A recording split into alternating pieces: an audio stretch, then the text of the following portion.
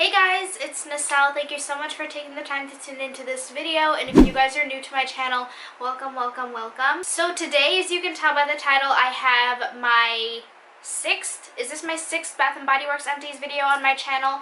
It is the end of the month, and I tend to do these every 2 months as opposed to monthly because I feel like I don't accumulate enough empties to make like a nice quality empties video for you guys, so I tend to do these every couple months or so.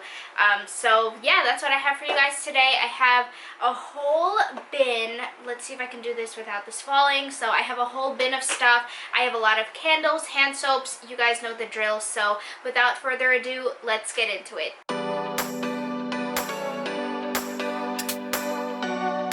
So I'm gonna get started with the candles because this is about to just topple over. So this first one I have here is in Pink Petal Tea Cake, and it's in this packaging, which I love the label. I absolutely loved the aesthetic of this entire Sweet Shop 2.0 collection. I believe that was like the unofficial name of it. So Pink Petal Tea Cake is a scent that I don't like. As you guys know, I cannot stand rose as a floral scent.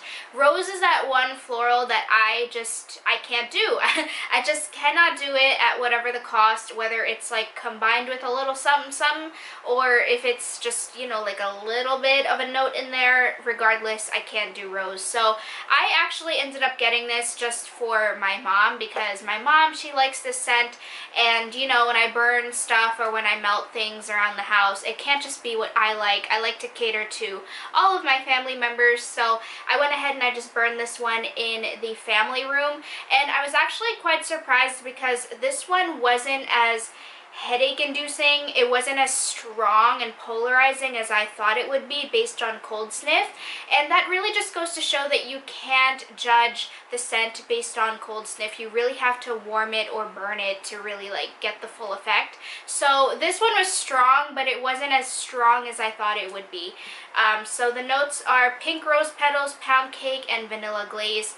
To me, again, I couldn't look past the rose, so I couldn't really tell if it was a rose, bakery, vanilla type of fragrance. I just couldn't look past the rose. So performance-wise, it burned all the way down to the bottom. There was no puny wick syndrome, which I was really, really surprised with.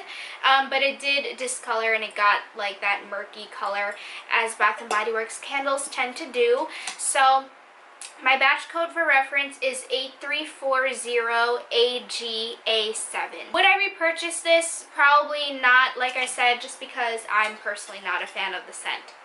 So this next candle that I have here is one that I did love, and this is in Turquoise Waters. So it has that nice wavy lid here, and the notes are coastal waves, sparkling bergamot, and sun-drenched musk. So I went ahead and I burned this in my upstairs bathroom, and it smelled phenomenal. I absolutely love this fragrance.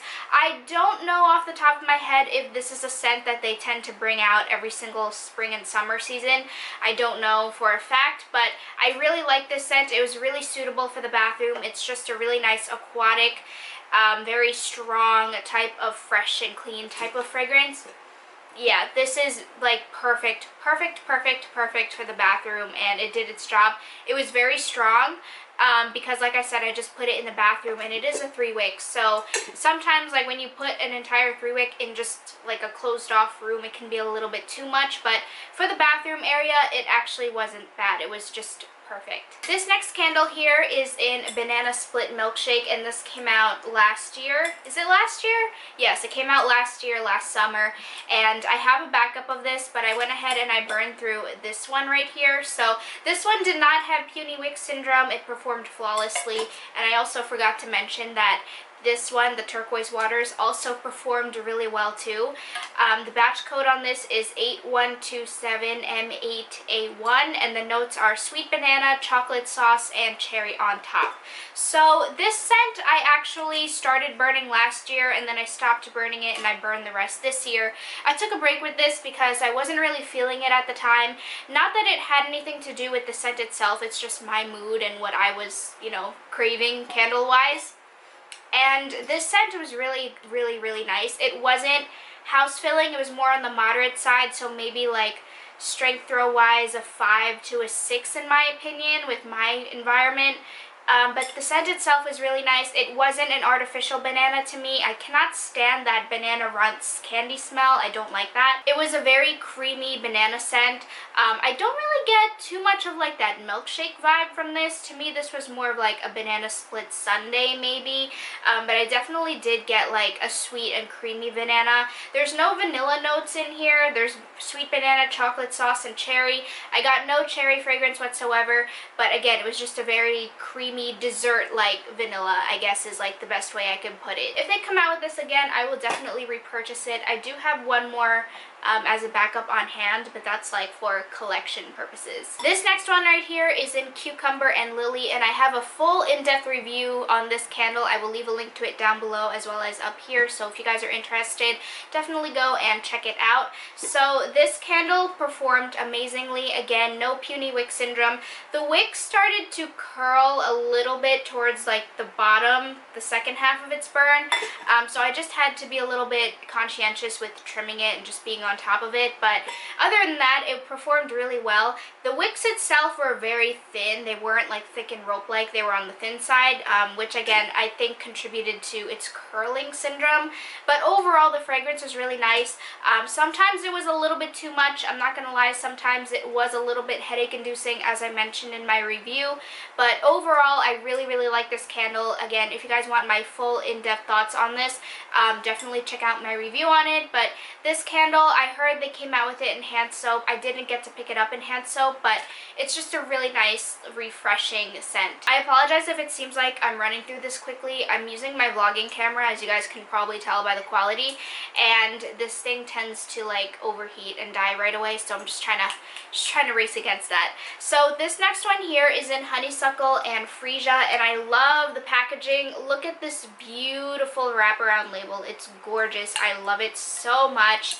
Oh my goodness, this one I'm probably gonna keep because I know my mom was saying that she wanted to like reuse some of these. I don't know what she plans to do with them, but this one's super, super, super beautiful, as you can tell. So this is one of my favorite springtime fragrances. I don't think they came out with it again this year. I could be wrong though. My spring and summer scents with Bath Body Works candles are a little bit mixed up in my head right now, but I don't remember if they came out with this, but it is a really wonderful scent. Yeah, it's so good. To me, it's like the perfect balance between the two florals. It's not headache inducing. I love honeysuckle, and I actually really like the freesia note in here as well. Freesia and honeysuckle are like two florals that I actually can stand and I do have an appreciation for. So just combining the two of them, it just made for a really nice, again, spring, refreshing, just... It made me feel not clean, but it just made me feel refreshed. You know how when you welcome the spring season, it's just, you feel like a weight is lifted off your shoulders, kinda? I don't know, maybe that's just me, but this just added to that. It's really nice. Again, I would 100% repurchase this if they come out with it again. And the last candle that I have in here is in Happy Easter. This is Cotton Candy Marshmallow. I obviously burned this in the month of April for Easter time. This I purchased at a semi-annual sale, I believe 2 years ago at this point. But it's an old label, as you can see. I don't remember what year this is exactly. But the notes are sparkling cotton candy, raspberries, and fresh sugared cream. So this was just a very sweet scent overall. It was perfect for the month of April for the holiday of Easter. And yeah, I really did enjoy this one. So would I repurchase it? If Bath & Body Works comes out with a different rendition of this scent for Easter time, I would repurchase it, again, just for the sake of having an Easter themed candle. The scent throw on this, I kept burning this in the kitchen, so it wasn't strong. It was just more on... Honestly, it was more on light to moderate. So now we are getting into hand soaps. So I did finish a couple hand soaps. This first one here is in Watermelon Lemonade from this year's packaging. Watermelon Lemonade is a staple. I tend to pick this up every single spring and summer season.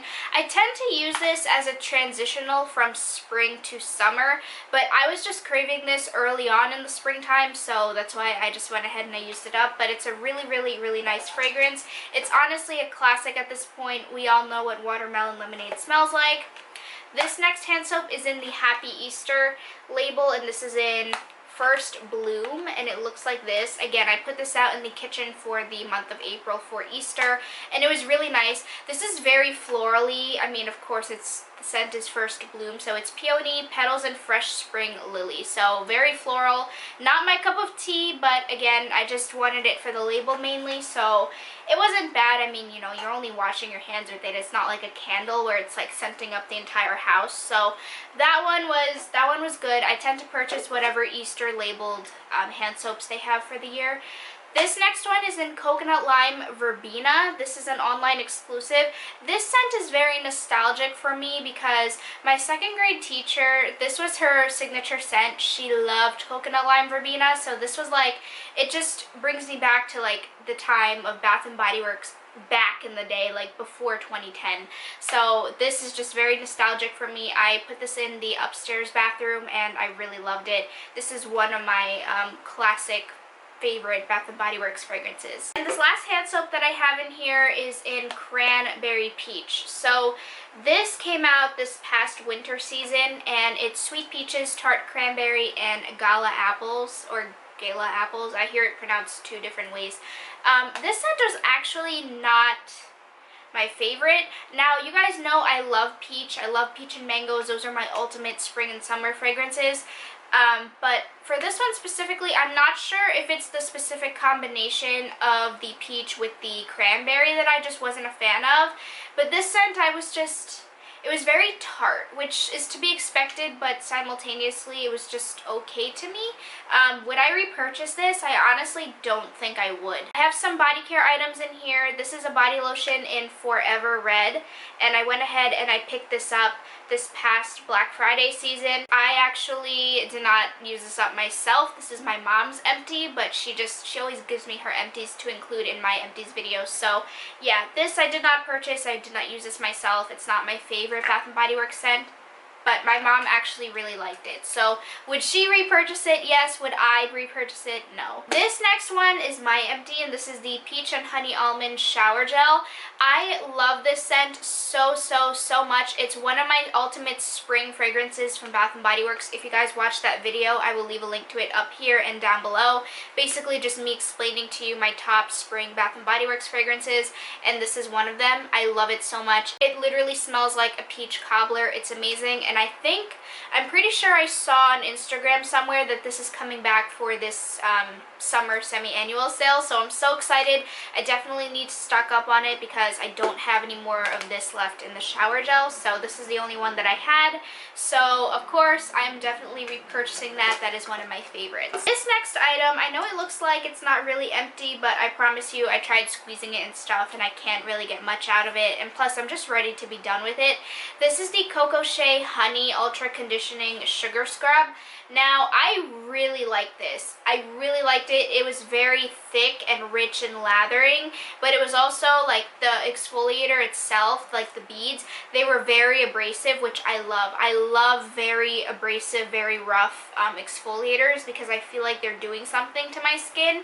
But this, it was just so hard to use this for shaving. I don't recommend this for shaving, just because, again, it's mixed with honey, so it messes with your razor. So your razor gets all this gunk, and it really just doesn't, the razor just doesn't shave your legs properly, so I don't recommend this for shaving, but, you know, just on days when you're not shaving, I highly recommend this. It felt so good otherwise. This is amazing. And lastly, I have some wallflowers. So I have this one in Ocean Driftwood, which the label looks like this. And the notes are beachside oaks, sea-washed mahogany, and ocean lavender. I went ahead and I put this in my grandfather's room, and it was really nice. It wasn't a strong wallflower. I'm starting to realize that at least with the performance of my wallflowers, they're not very strong. They're not as strong as I'd like them to be, but it's just nice because, you know, you just plug them in and they're pretty much good for the entire month, or at least like closer to the 30-day spectrum.